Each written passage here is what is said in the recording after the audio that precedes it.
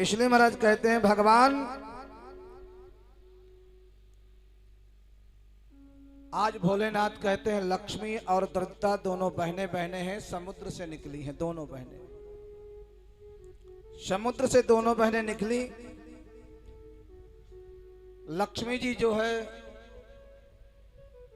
दोनों तपस्या कर रही हैं। दरिद्रा बहुत सुंदर है, लक्ष्मी भी बहुत सुंदर है, दोनों देवियां सुंदर हैं।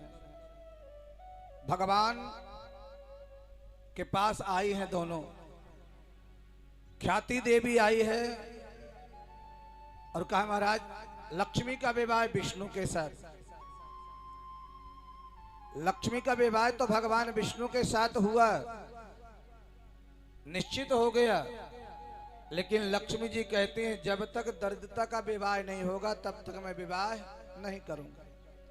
और भगवान विष्णु ने जिसका विवाह नहीं होता हो वो यदि श्री महापुराण कथा सुनता है शीघ्र होता है। भगवान विष्णु ने भोलेनाथ से प्रार्थना किया कि हमारा हमेशा जन्म जन्मांतरों का जो संबंध है लक्ष्मी जी के साथ है, कृपा कर दीजिए भोलेनाथ, बाबा कृपा कर दीजिए। भगवान ने कहा लक्ष्मी का विवाह तुम्हारे साथ ही होगा। माला लक्ष्मी ने विष्णु भगवान को पहनाया, लेकिन जब तक विवाह लक्ष्मी जी ने कहा कि मैं नहीं करूंगा जब तक मेरी बहन का विवाह नहीं हो जाता। और लक्ष्मी जी की बहन कौन है? दरिद्रता। कल बताया था ना, दोनों देवी एक ऐसी देवियां हैं जो प्रतिदिन घूमने के लिए जाती हैं प्रत्येक घर में, दोनों जाती हैं।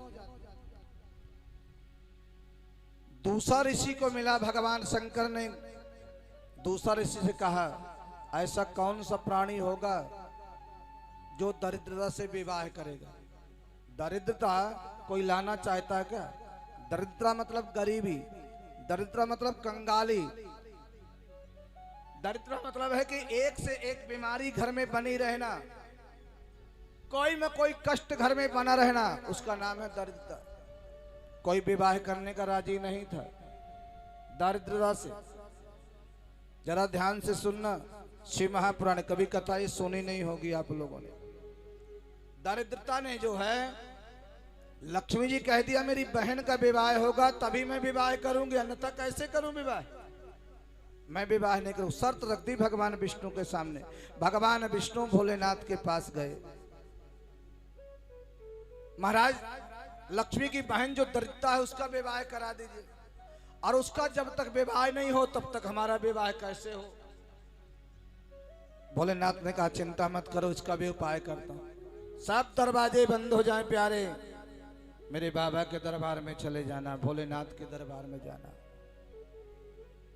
तुरंत वो सुनेगा तुम्हारी पुकार, तुरंत सुनेगा। उसकी सेवा करो, किसी की बुराई में नहीं सुनेगा, स्वयं के लिए मांगना, एक काम के लिए मांगना, संतान के लिए मांगना, तो जब तक संतान नहीं हो तब तक वही मांगना। वैभव के लिए मांगना, कारोबार के लिए, एक ही चीज, उस पर सेवा करते रहे। भगवान विष्णु कहते हैं भोलेनाथ से बाबा तुम यदि कृपा करोगे हम जरूर सफल हो जाएंगे, कृपा कीजिए कि दरिद्रता का विवाह हो जाए। कोई विवाह करने का राजी नहीं। दूसरा जी निकल के वहीं से जा रहे थे। दूसरा जी से भोलेनाथ ने कहा बाबा जरा इधर आना। भोलेनाथ ने कहा जरा इधर आना महाराज। उनको बुलाया, महाराज विवाह कर लो। किससे? दरिद्रता के साथ। बोले महाराज हम तो संत हैं, हम तो ब्रह्मचारी हैं, हम कब विवाह नहीं करेंगे, हमें तो विवाह करना ही नहीं। अरे बोले महाराज देख तो लो, एक बारी विवाह करके तो देख लो। यदि आपने एक बारी लड़की तो देख लो, सच मन में बात आ जाए। लेकिन दरिद्रता इतनी सुंदर है कि लक्ष्मी की ज्यादा सुंदर है वो। लेकिन प्यारे सुंदरता मत देखना, अंदर की सुंदरता को देखना प्यारे। जो अंदर की सुंदरता को सुधार लेता है उसका जीवन संवर जाता है। बाहर की चमड़ी को देखने से कोई लाभ नहीं, अंदर से सुंदर बनो। भगवान से प्रेम करना है तो अंदर से प्रेम करना चाहिए। इसलिए लक्ष्मी, भगवान दूसरा जी से कहा कि अगर, बोले महाराज हम तो ब्रह्मचारी हैं, हम विवाह नहीं करेंगे। बोले महाराज एक बारी चल के तुम देखता लो सही, लड़की तो देख लो। और जैसे दूसरा जी ने लड़की को देखा, देख करके दूसरा जी बोले महाराज कोई बात नहीं, भोले बाबा आपकी कृपा है तो विवाह कर लेते हैं। दूसरा जी ने विवाह कर लिया और विवाह करके जैसे उसको लेके जाने लग गए, उसको लेकर के जैसे गए,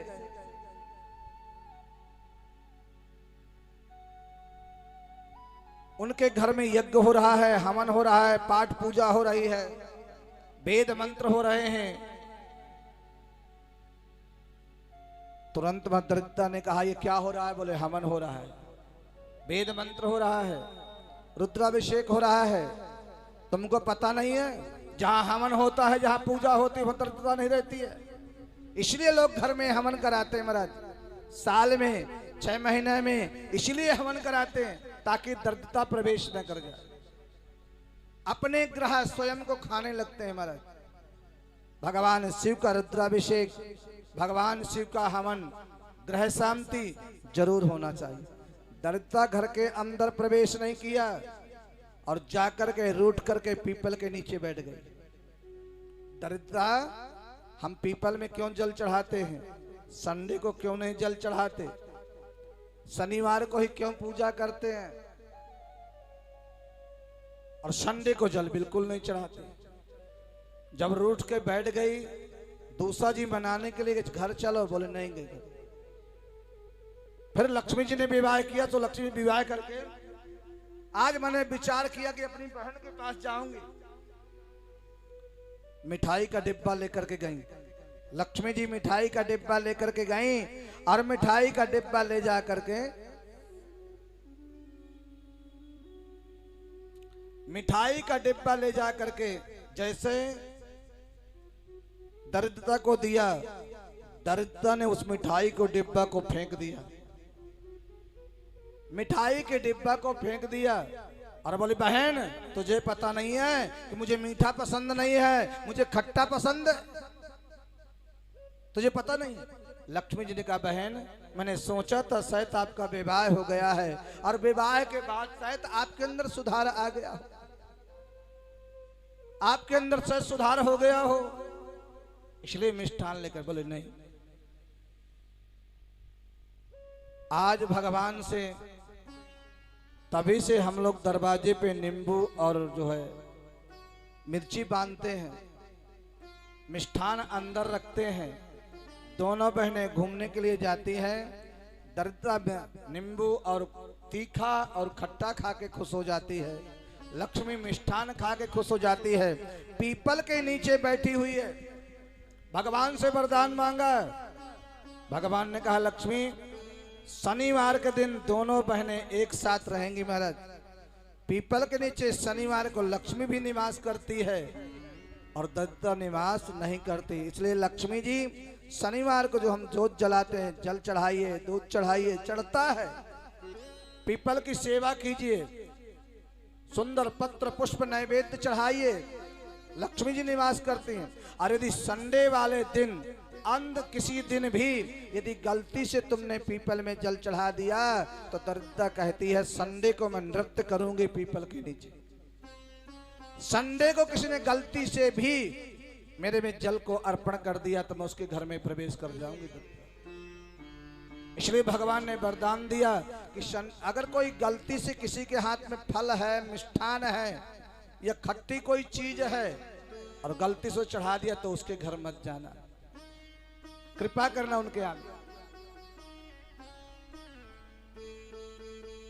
तभी से हमारा दरिद्रता के लिए जो है लक्ष्मी जी शनिवार को निवास करती हैं। इसलिए नारायण 7 दिन में एक दिन रविवार है के दिन पीपल के पेड़ के नीचे मैं नृत्य करूंगी, और अगर रविवार के दिन कोई गलती से भी पीपल में पेड़ में नीचे आ गए या मुझ पे जल चढ़ा दिया, दरिद्रता करीब उसके घर चली जाऊंगी। इसलिए प्यारे याद रखना, संडे को पीपल में जल नहीं चढ़ाते हैं। और नहीं उनके घर में दरिद्रता प्रवेश कर जाती है। ये सब महाराज शिव महापुराण में अद्भुत कथा लिखी हुई है। भगवान शिव कैसे प्रकट हुए आपने कभी नहीं सुना होगा और न पढ़ा होगा। महाराज भोलेनाथ कैसे प्रकट हुए। आज शंकर भगवान विधाता विष्णु भगवान वहां से आए, इधर से ब्रह्मा जी आए, दोनों देवता आपस में मिले, बोले शिव का दर्शन कैसे हो, भगवान भोलेनाथ कैसे प्रकट किए जाए। भोलेनाथ का जो दर्शन है साक्षात करना है।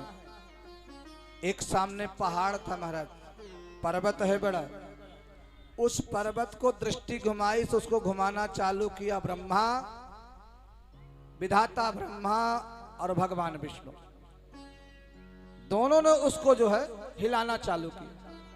धीरे धीरे घुमाना चालू किया तो पर्वत जोर जोर से घुमाना चालू किया उसको, और उसी पर्वत का मंथन चालू हो गया। पर्वत का मंथन होना चालू प्रारंभ हो गया। जोर जोर से घुमाया तो वही पर्वत महाराज एक स्तंभ के रूप में महाराज भगवान शिव की पिंडी के रूप में महाराज बड़ा तेज पुंज रूप में प्रकट हुआ, बहुत तेज पुंज के रूप में प्रकट हुआ। भगवान ने देखा इस पिंडी का अंत कहां है। ब्रह्मा ने कहा इसका अंत कहां पे है। विष्णु ने कहा इसके चरण कहां हैं। बोले भैया दोनों देख के आते हैं, चरण कहां पे है, सिर कहां पे है, जरा विचार करना। स्वयं विष्णु भगवान गए हैं, भगवान शिव के चरण का दर्शन करने के लिए चरण कहां पे है। विधाता ब्रह्मा स्वयं गए हैं सिर का दर्शन करने के लिए, कहां पे है सिर, स्वयं गए हुए हैं, स्वयं गए हैं।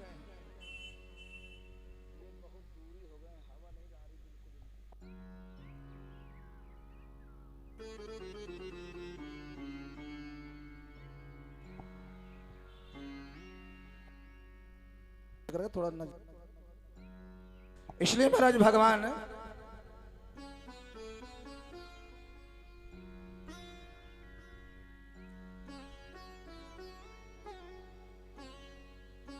भगवान विष्णु कहते हैं दर्शन कैसे हो शिव का नहीं।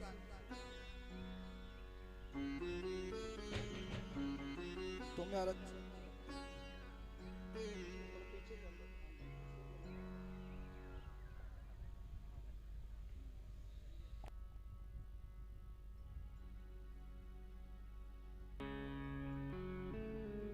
नारायण नारायण श्रीमन नारायण नारायण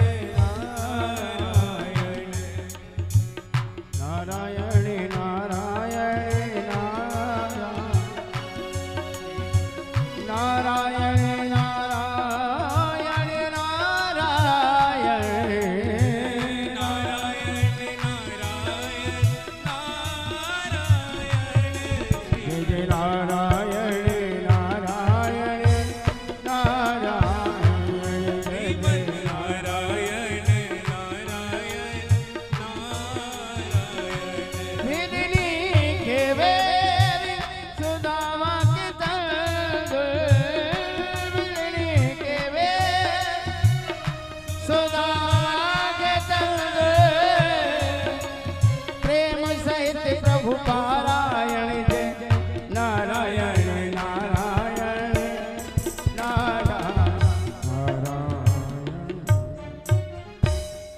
भगवान विष्णु कह रहे हैं कि चरण देखने के लिए मैं जाऊंगा, ब्रह्मा कह रहे हैं मैं सिर देखने के लिए जाऊंगा।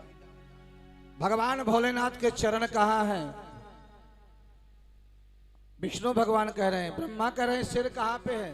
भैया देख के आते हैं, जरा देखना भगवान के चरण कहाँ पे महाराज। जब जब भगवान पे संकट आया, एक बारी भगवान आपने कथा में भागवत में सुना है, भगवान पूतना का अमृत रूपी दूध को पी रहे थे।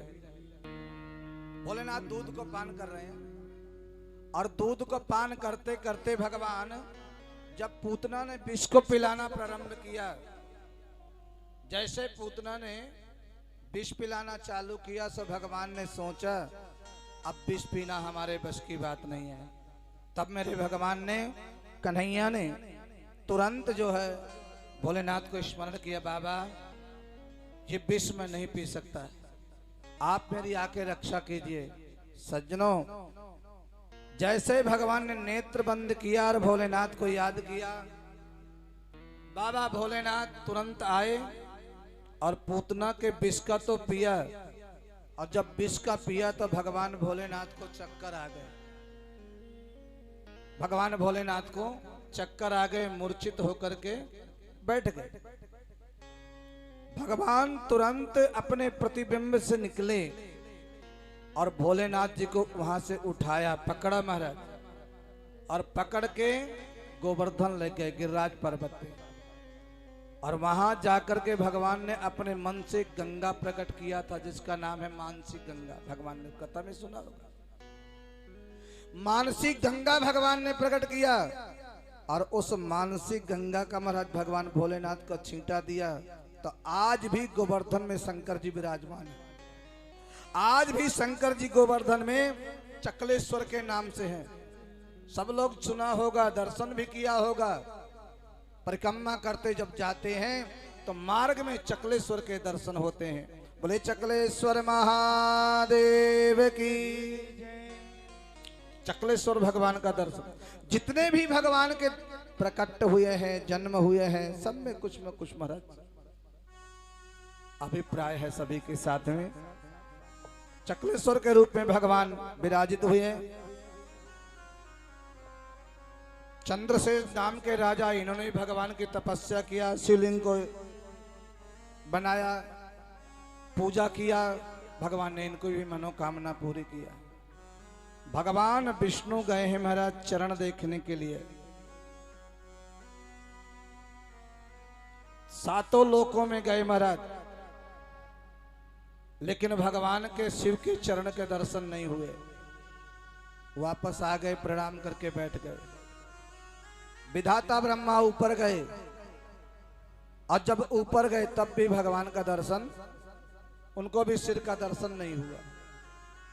लेकिन विधाता ब्रह्मा ने अपने आप को थोड़ा सा छोटा समझा, अभिमान बस मन में विचार करने लग गए। मन में भाव आया, अब मैं क्या कहूंगा कि मुझे सिर नहीं मिला, मैं सृष्टि को बनाने वाला, पृथ्वी का रचयिता। आजकल देखते होंगे थोड़ा बहुत अभिमान तो लोगों को आ ही जाता है। विधाता ब्रह्मा है, सबको बनाने वाला है, अभिमान आ गया।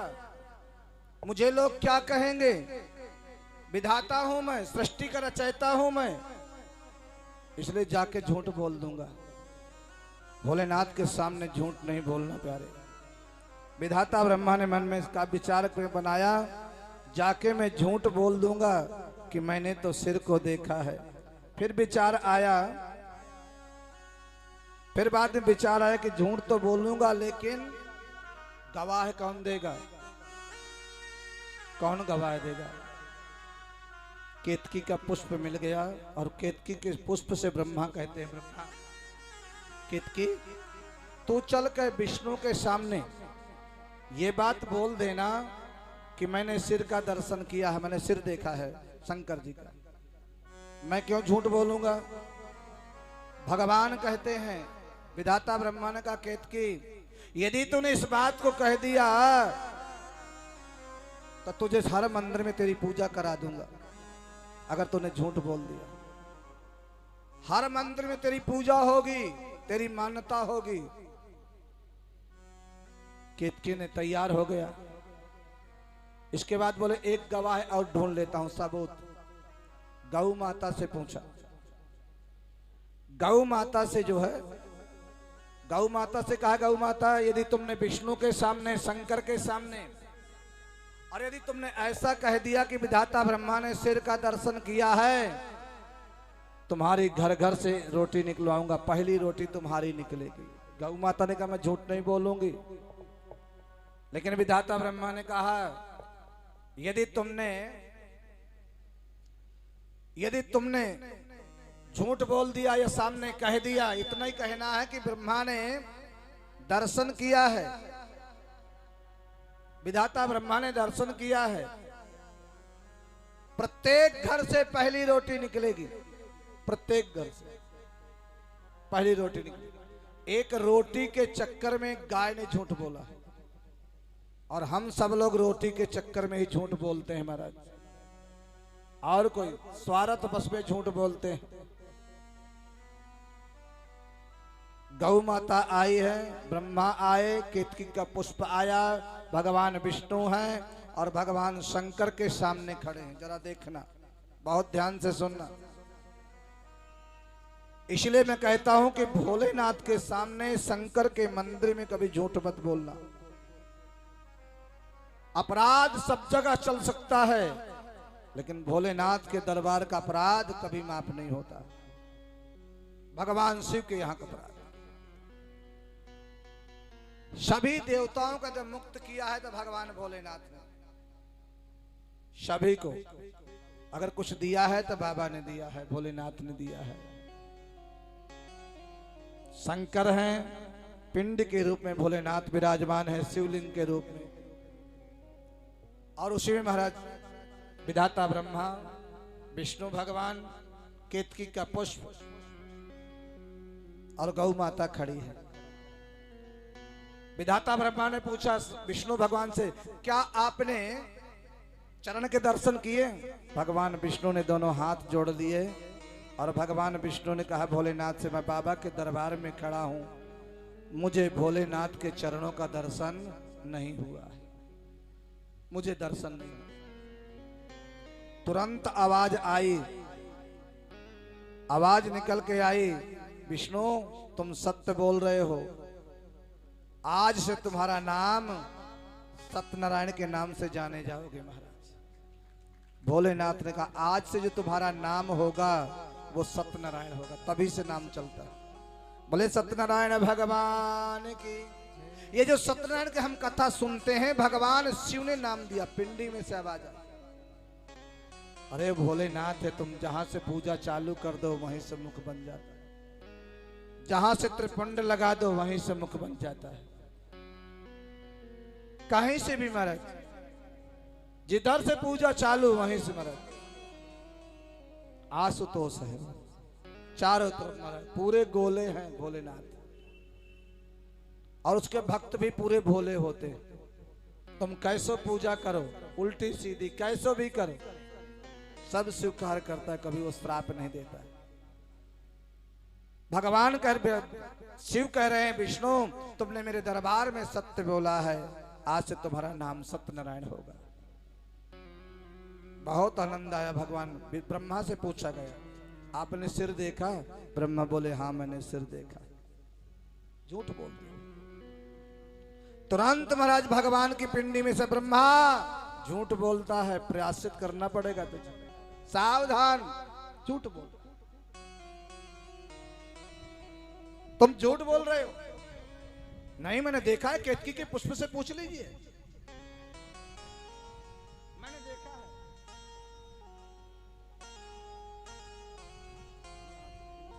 यहीं से दे दो, जहां लगा था ना, यहीं से थोड़ा बढ़ा कर दो आगे उसको, ना इसको यहीं से, हाँ सामने, यहाँ सामने से वहीं तक, थोड़ा आगे कर दो।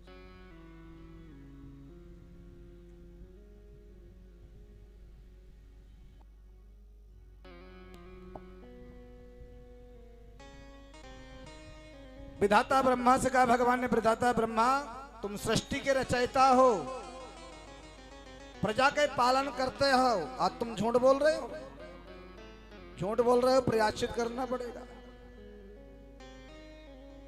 नहीं महाराज, केतकी का पुष्प है, इससे पता कर लो, केतकी के फूल से पता कर सकते हो। भगवान शिव थोड़ा शांत हो गए। अवघड़ता नहीं, हाँ केतकी बताओ क्या कहना चाहते हो मेरे दरबार में, सोच के बोलना, क्या कहना चाहते हो बोलो। केतकी ने कहा, महाराज ब्रह्मा ने सिर का दर्शन किया है। केतकी तू मेरे दरबार में झूठ बोल रहा है,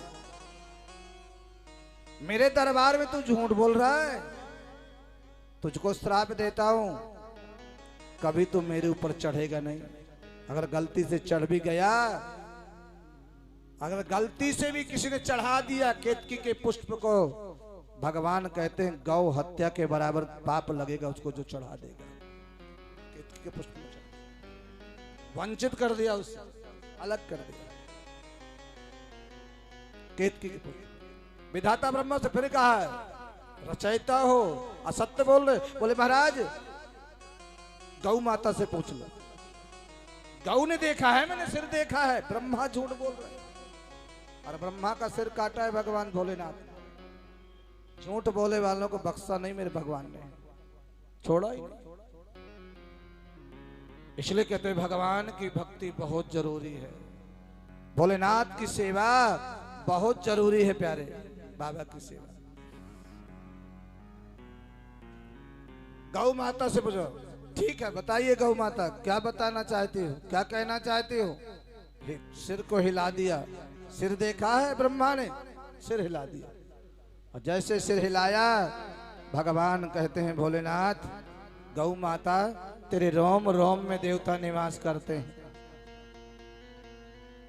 तेरे रोम रोम में देवताओं का निवास है, तो जगत की माँ है, गौ माता है, सर्वत्र तेरी पूजा होती है। लेकिन तूने मेरे दरबार में आकर के झूठ बोला है। आज तुझको मैं श्राप देता हूं, आज तुझे मैं श्राप देता हूं कि आज के बाद तेरा पूरा शरीर पूज्य होगा, पूरा शरीर पूजा जाएगा, लेकिन तेरी मुख की पूजा कभी नहीं होगी। और यहां तक भगवान शिव ने कहा है कि सबकी पूजा मुखारविंद से चालू होती है, लेकिन तुम्हारी पूजा पूंछ पकड़ के प्रारंभ होगी, तुम्हारी कभी पूजा नहीं। शिव ने कहा। इसलिए कहते भगवान भोलेनाथ के दरबार में कभी झूठ मत बोलना। भगवान शिव के दरबार, भगवान अवघड़ दानी है, तुम्हें उस शरीर दिया है भोलेनाथ ने, कब मरना है ये भी वरदान दिया है भोलेनाथ ने, कब तुम्हारी मृत्यु होनी है भगवान भोलेनाथ ने दिया है।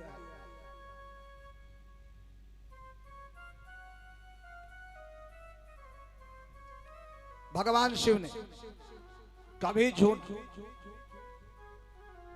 तेरा संकल्प होगा, तिलक होगा, सब चीज होगा, लेकिन जब भी कोई संकल्प करेगा, गौदान होगा, पैरों की सेवा होगी, सींगों की पूजा होगी, चरणों की होगी, गोमूत्र तुम्हारा, गोबर सब पूज्य होगा, पूंछ पकड़ के तुम्हारा संकल्प होगा, लेकिन तेरा मुख पूज्य नहीं होगा। इसलिए गाय का जब दान करते हैं तो बाल्टी साथ में देते हैं, तसला साथ में देते हैं, खाने की सामग्री साथ में देते हैं कि इस मुख ने अगर किसी का खाया हो वो पाप हमें न लगे महाराज। और भी बहुत वर्णन महाराज। इसलिए गाय का मुख अपूज्य है, बाकी पूरा शरीर बहुत पूज्य है। किसकी कृपा से? एक झूठ बोलने के मात्र से। कुछ भी संकट आए, कोई भी कष्ट आए, सावधान रहना। भोलेनाथ के दरबार में झूठ कभी मत बोलना। उसके दरबार में सब कुछ लिखा हुआ है, सब कुछ के दरबार में।